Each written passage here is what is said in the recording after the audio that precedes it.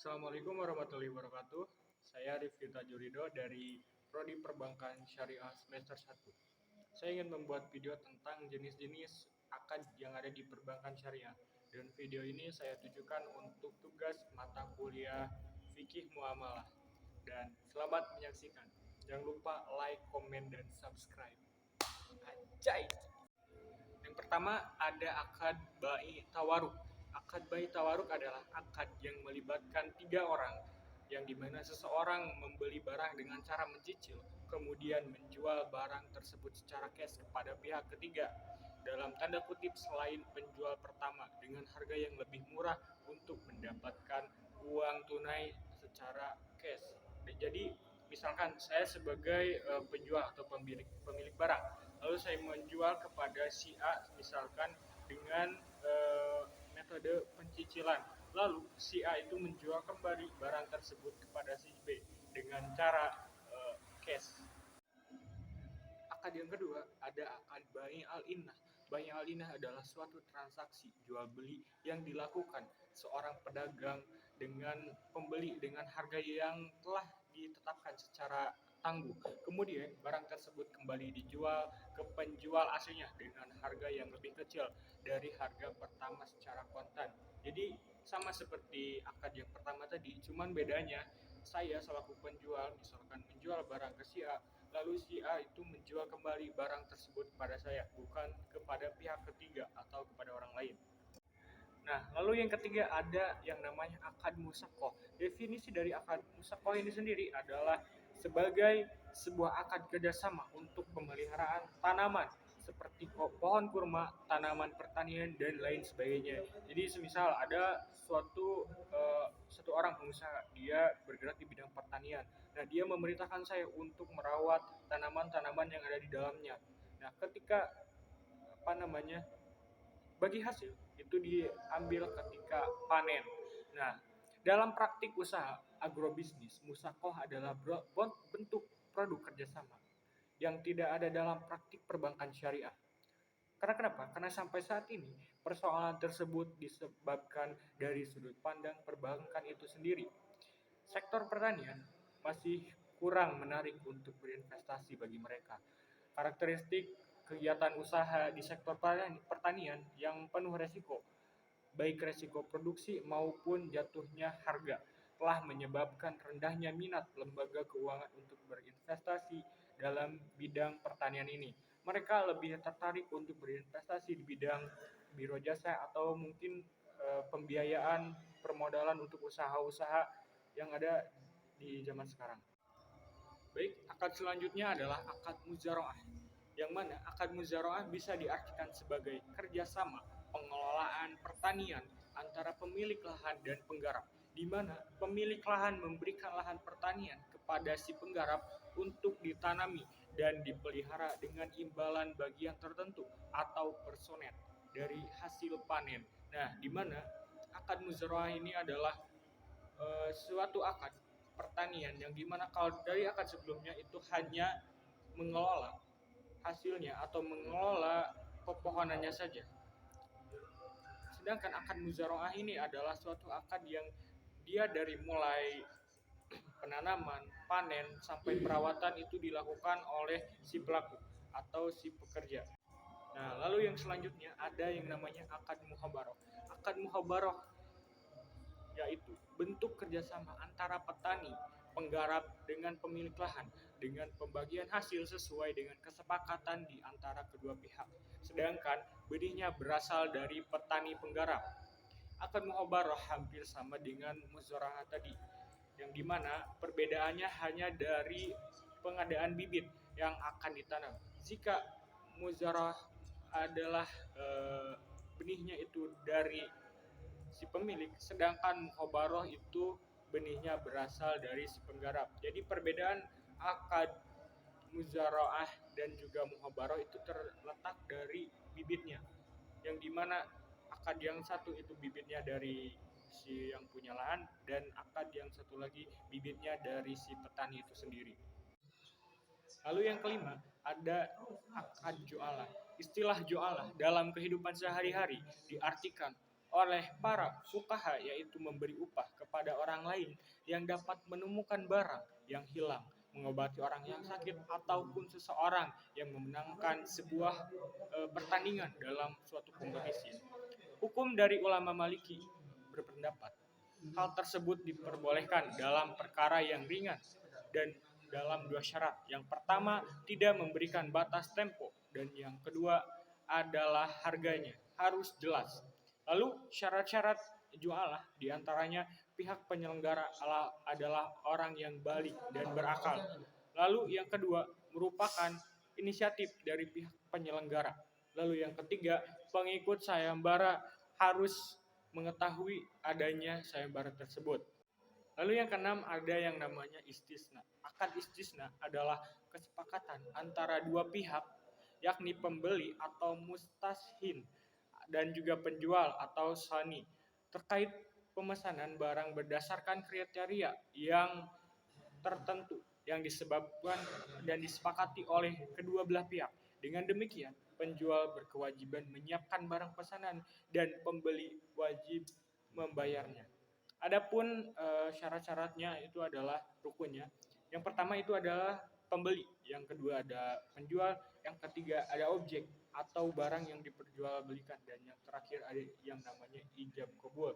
Nah, istisna itu sendiri bisa diartikan sebagai kalau zaman sekarang itu COD dalam marketplace atau yang lainnya. Nah, akad selanjutnya adalah akad salam atau akad bayar di muka. Yang dimana perbedaannya dengan akad istisna, kalau istisna itu sistemnya seperti COD, bayar ketika barangnya itu sudah sampai. Sementara salam, akad salam mengacu pada transaksi jual beli, di mana barang yang diperjualbelikan tidak ada di tempat transaksi.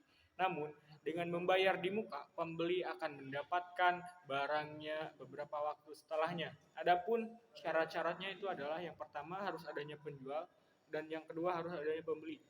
Lalu yang ketiga ada objek atau barang yang ingin diperjualbelikan, dan yang terakhir ada ijab qabul. Nah, akad selanjutnya ada yang namanya akad mudharabah atau investasi. Mudharabah sendiri mempunyai arti, yakni akad kerjasama usaha antara dua pihak, di mana pihak pertama atau sohibul mal menyediakan seluruh 100% modal, sedangkan pihak lainnya menjadi pengelola. Keuntungan usaha secara mudharabah dibagi menurut kesepakatan yang ditentukan oleh masing-masing pihak. Nah, adapun syarat-syaratnya, yang pertama itu harus ada pelaku, yakni sohibul mal, dan juga mudharib sebagai si penggiat usaha atau si pengusaha. Lalu yang kedua ada objek atau modal. Yang ketiga ada persetujuan atau ijab qabul, dan yang terakhir ada nisbah atau keuntungan. Nah, akad mudharabah ini itu bisa diartikan sebagai akad investasi, yang dimana misalkan saya sebagai yang punya uang itu menginvestasikan uang saya kepada seseorang ataupun suatu lembaga untuk dikelola uang tersebut dan menghasilkan uang atau keuntungan, yang dimana keuntungan itu bisa disepakati dari sebelumnya dari ijab qabul. Nah, lalu akad selanjutnya ada akad murabahah. Yang mempunyai akad murabahah adalah akad jual beli suatu barang, di mana penjual menyebutkan harga jual yang terdiri atas harga pokok dan tingkat keuntungan tertentu atas barang, di mana harga jual tersebut disetujui oleh pembeli. Adapun syarat-syaratnya, yang pertama itu harus ada penjual dan pembeli.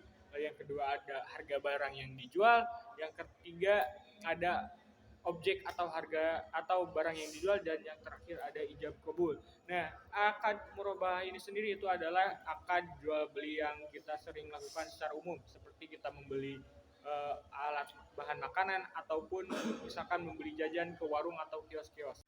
Nah, lalu yang selanjutnya ada akad syarf. Menurut istilah fikih, al-syarf adalah jual beli antara barang sejenis atau antara barang tidak sejenis secara tunai, seperti menjual belikan emas dengan emas atau emas dengan perak, baik berupa perhiasan maupun mata uang. Nah, adapun rukunnya adalah yang pertama ada akad, yang kedua objek, yang terakhir ada ijab qabul. Syarat-syaratnya, yang pertama penyerahan dan penerimaan sebelum keduanya berpisah, jadi harus ditepat. Lalu yang kedua ada sama rata atau nilainya setara. Yang ketiga ada pembayaran tunai atau secara langsung, dan yang terakhir ada dalam pelaksanaan tidak boleh adanya syarat atau paksaan dari kedua belah pihak. Nah, akad syaraf ini sendiri itu adalah akad pertukaran yang misalkan di mana pertukaran uang dengan emas ataupun emas dengan perak dan lain sebagainya. Lalu ada selanjutnya ada yang namanya akad IMBT atau Ijaroh Mutahiyah Bitamlik atau yang sering kita dengar dan singkat IMBT. Akad IMBT ini adalah akad sewa menyewa yang diakhiri dengan pemindahan kepemilikan objek akad dari pemberi sewa atau muajir kepada penyewa atau mustasjir, melakukan akad jual beli atau hibah setelah berakhirnya masa sewa. Jadi akad IMBT ini tuh akad sewa menyewa yang diakhiri oleh kepemilikan. Misalkan saya menyewa suatu motor dengan harga sekian, lalu diakhiri dengan kepemilikan saya yang dimana itu telah disetujui sebelumnya di dalam ijab kabul dari dua belah pihak itu sendiri. Akad selanjutnya ada yang namanya musyarakah atau syirkah. Syirkah ini sendiri mempunyai arti sebagai kerjasama antara dua orang atau lebih dalam suatu permodalan, keterampilan ataupun kepercayaan dalam usaha tertentu dengan pembagian keuntungan berdasarkan nisbah. Nah, bedanya dengan mudharabah, syirkah ini tuh pemodalnya itu dari masing-masing si pelaku atau dari orang-orang yang terlibat di dalam akad tersebut. Nah, yang adapun rukunnya yang pertama itu ada akad, yang kedua pelaku, yang ketiga ada objek atau dalam bisa kita sebut uang, dan yang terakhir ada pokok pekerjaan atau pekerjaan yang ingin digeluti oleh mereka sebagai pelaku syirkah atau mudharabah. Adapun syarat-syaratnya, yang pertama syirkah itu dilaksanakan dengan modal uang tunai. Lalu yang kedua, dua orang atau lebih berserikat menyerahkan modal, menyampurkan antara harta benda anggota serikat dan mereka bersepakat dalam jenis dan macam perusahaannya. Lalu yang ketiga, dua orang atau lebih mencampurkan kedua hartanya sehingga tidak dapat dibedakan satu sama lain. Dan yang terakhir, keuntungan dan kerugian itu ditanggung atau diambil oleh keduanya. Nah, setelah kita mengetahui jenis-jenis akad dari yang pertama sampai terakhir, kita juga harus mengetahui yang namanya pembagian akad. Akad sendiri itu dibagi dan digolongkan menjadi dua, yaitu yang pertama ada akad tijaroh dan yang kedua ada akad tabaru. Akad tijaroh yang berarti perdagangan, perniagaan dan juga bisnis.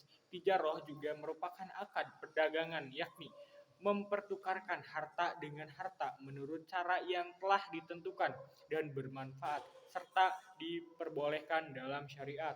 Nah, akad tijaroh dibagi kembali menjadi dua. Yang pertama akad NCU atau Natural Usury Contract, yang dimana dalam akad NCU itu sendiri ada 5 akad. Yang pertama ada musyarakah atau syirkah, yang kedua ada mudharabah, yang ketiga ada muzaraah, yang keempat ada mukhabarah, dan yang terakhir ada musyakah. Nah, lalu yang kedua dari akad tijarah ada yang namanya akad Natural Curtain Contract atau NCC. Nah, di dalam NCC ada 7 akad. Yang pertama ada al-bai, akad al-bai. Yang kedua ada murabahah, yang ketiga ada as-salam, yang keempat ada istisna, yang kelima ada ijaroh, dan keenam ada ijaroh mutahil bitamlik atau IMBT, dan yang terakhir ada akad syarf. Lalu yang kedua dari akad pembagian akad ya, yang kedua ada yang namanya akad tabaru. Akad tabaru adalah semua bentuk akad yang dilakukan dengan tujuan kebaikan dan tolong menolong dengan mengharapkan pahala dari Allah Subhanahu wa taala.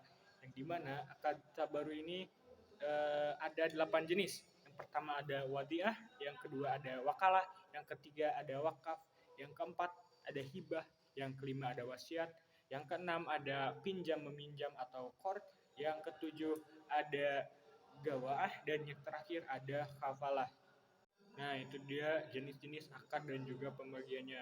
Nah, yang selanjutnya saya ingin menjawab pertanyaan dan soal yang ada pada soal UAS, yang dimana kita diharapkan untuk menganalisis perkara yang ada di dalam soal ini. Yang pertama,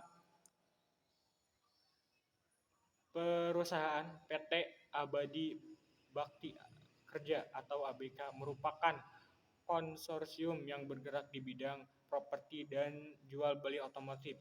Pada Januari 2024, PT ABK ingin membuka kantor cabang di Trawas, Kabupaten Mojokerto. Di awal pembukaan kantor PT ABK membutuhkan bahan material yang proyek renovasi pembangunan kantor dan gudang karena kebutuhan proyek sangat besar mencapai 4.957.909 rupiah. Akhirnya PT ABK mendatangi Bank Muamalah untuk melakukan pembiayaan dan perjanjian akan dicicil setiap bulan sesuai margin yang disampaikan berdasarkan kesepakatan bersama Bank Syariah. Nah, menurut analisis saya dari kasus soal ini mengandung akad kord atau pinjam meminjam. Karena kenapa? Karena si PT ABK ini meminjam sejumlah uang kepada bank dan akan dilunasi dengan cara cicilan. Nah,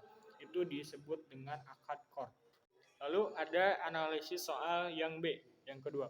Untuk memenuhi modal usaha, PT ABK mengajak para kolega perusahaan untuk bekerja sama dalam hal modal dan pengembangan usaha. Dengan kesepakatan di akhir, keuntungan akan dibagi rata dan kerugian harus ditanggung bersama. Namun karena para kolega berasal dari Rusia, akhirnya PT ABK harus menukar uang rubel kepada pihak bank dengan biaya tertentu yang harus dikeluarkan. Nah, dalam kasus ini terkandung akad. Yang pertama ada akad syirkah dan yang kedua akad syarf. Ya, kenapa akad syirkah? Yang pertama ini ada akad kerjasama di antara kedua belah pihak, di antara pihak PT ABK dan juga orang dari Rusia. Nah, lalu akad syarf, kenapa akad syarf? Karena PT ABK harus menukarkan uang rubel kepada pihak bank. Nah, itu dinamakan dengan akad syarf. Nah, lalu soal yang C. Modal yang terkumpul dari para kolega oleh PT ABK digunakan untuk membayar DP untuk pemesanan sejumlah mobil 4X terbaru yang akan didatangkan setelah 3 bulan dengan kontrak kerja harus dibayar lunas ketika sudah sampai di Trawas. Nah, soal yang C ini mengandung unsur akad salam atau bayar duluan. Karena kenapa? Karena pihak dari PT Bank ABK melakukan pembayaran lebih dulu atau DP kepada sejumlah perusahaan untuk membeli mobil 4X yang dimana mobil itu akan datang setelah 3 bulan. Lalu analisis dari soal yang D. Untuk menjamin keamanan modal dari kolega, PT ABK menyimpan uang tersebut pada bank muamalah dengan dua metode. Yang pertama dengan cara ditabung agar bisa diambil ketika membutuhkan, dan yang kedua dengan cara investasi agar bisa menguntungkan. Nah, dalam kasus soal yang di ini ada dua akad. Yang pertama itu ada akad wadiah dan yang kedua ada akad mudharabah. Kenapa? Karena si PT ABK ini dia menyimpan uang kepada bank, otomatis akadnya itu adalah wadiah yang dimana menyimpan uang kepada bank. Lalu yang kedua ada mudharabah. Mudharabah yang seperti kita telah tahu tadi, mudharabah adalah suatu bentuk investasi. Nah, jadi di analisis D, PT ABK itu melakukan dua akad. Yang pertama akad wadiah dan yang kedua akad mudharabah. Nah, lalu ada analisis soal yang terakhir, soal E. Pada akhir Desember 2023, PT ABK memberikan bonus senilai 10 juta rupiah kepada para seluruh karyawan otomotif karena telah berhasil meningkatkan laba bersih perusahaan serta menjual 300 lebih unit mobil kepada masyarakat Mojokerto. Nah, dalam kasus terakhir ini itu mengandung akad jualah atau yang bisa kita sebut sebagai sayembara, yang dimana ketika suatu perusahaan mendapatkan laba, dia memberikan bonus kepada pekerja-pekerjanya sebagai bentuk rasa terima kasih. Ya, itu dia adalah penjelasan saya terkait akad-akad yang ada di perbankan syariah, pembagian dan juga analisis saya terkait kasus yang diberikan oleh dosen fikih muamalah. Semoga video kali ini bisa bermanfaat bagi kita semua. Salam, jangan lupa 02.